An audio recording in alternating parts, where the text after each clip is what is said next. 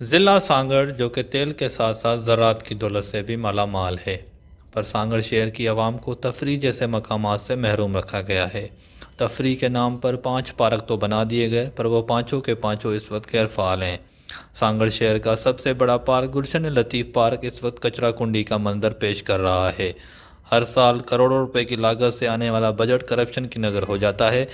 مزید شہریوں کا کہنا تھا کہ یہ لطیف پارک سانگڑ کے میرپور خاص چوک پہ مین روڈ پہ واقع ہے، جس کو ہم نے اپنے بچپن میں یہاں پر کھیلتے ہوئے گزارا۔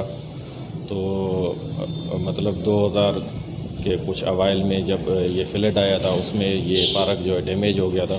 اس کے بعد اس کا کوئی وارث نہیں رہا، تو یہاں پر کوئی بھی مطلب ابھی پارک نہیں ہے بچے کے کھیلنے کے لیے، یہاں کے مسافروں کے بیٹھنے کے لیے۔ جی بالکل، یہ پارک کچھ عرصہ پہلے جو ہے بنانا شروع کیا، لیکن ٹھیکیدار پراپر وے سے ان کا کام ابھی کمپلیٹ نہیں ہوا ہے۔ تو ہم اعلیٰ اتھارٹیوں سے یہ پرزور مطالبہ کرتے ہیں کہ پارک کا کام جلد سے جلد مقرر وقت میں تکمیل تک پہنچایا جائے، تاکہ جو یہ لوگ مستفید ہوں ان سے۔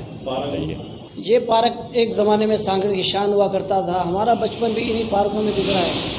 سانگڑ میں واحد تفریح کا گلشن لطیف پارک تھا، جس کے اندر ہم باقاعدہ ٹیلی ویژن دیکھنے چھٹی کے دنوں میں یہاں آتے تھے اپنی فیملیز کے ساتھ۔ گلستان شاہ لطیف بٹائی جو ہے یہاں پر 1960 کے اندر اس ٹائم کے جو ڈپٹی کمشنر صلاح الدین قریشی صاحب تھے، ان کی تعاون سے 9 ایکڑ پہ تعمیر ہوا تھا، جس کا مقصد یہ تھا کہ سانگڑ اور سانگڑ کے گرد و نواح کے اندر جو لوگ رہتے ہیں وہ یہاں پہ تفریح کریں۔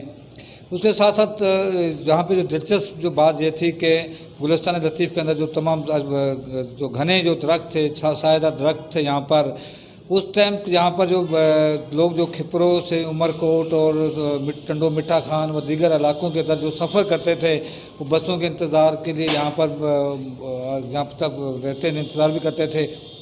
شہر کے جو مزدور ہوتے تھے وہ جو سارے یہاں مزدوری کرتے تھے، دوپہر کو یہاں پر آ کر کھانا بھی اس پارک میں کھاتے تھے۔ انتظامیہ کی جانب سے یہاں پہ جھولے بھی لگائے گئے تھے، زو سسٹم بھی بنایا گیا تھا، ٹی وی لانچ بھی لگایا گیا تھا۔ جمعہ اور اتوار جو تھا وہ خاص طور پہ یہاں پر خواتین کے لیے مخصوص کیا گیا تھا۔ بڑا ایک زبردست پارک تھا۔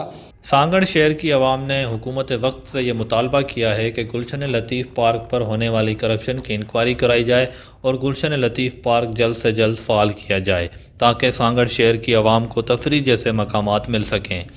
کیمرامین شعیب سولنگی کے ساتھ عزیز الرحمان رند، وش نیوز، سانگڑ۔